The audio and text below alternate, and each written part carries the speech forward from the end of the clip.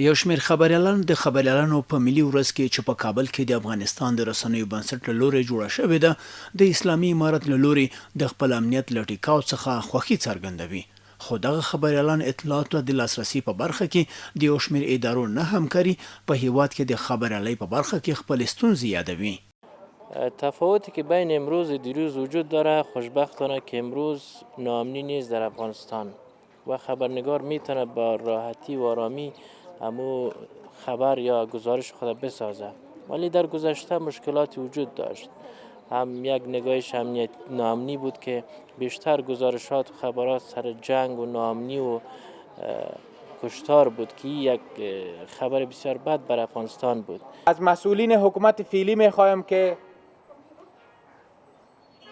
اطلاعات را به موقع به دسترس خبرنگاران قرار دهند و اگر اطلاعات به موقع به دسترس خبرنگار قرار بگیره از پخش شایعات جلوگیری میشه و مردم به واقعیت ها میرسن و واقعیت نشر و پخش میشه.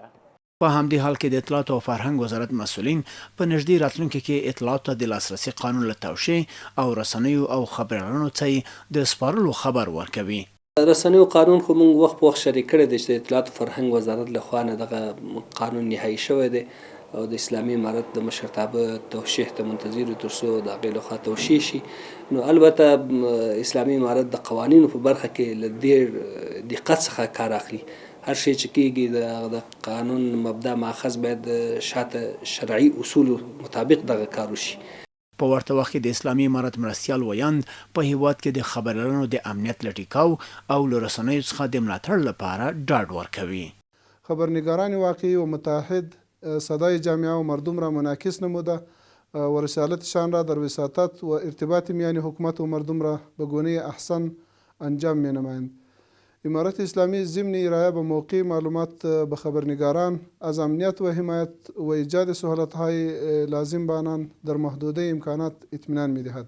د خبریالان همدارنګه له نړیوالو بنسټونو غواړي چې له افغان خبریالانو څخه اقتصادي ملاتړ وکړي.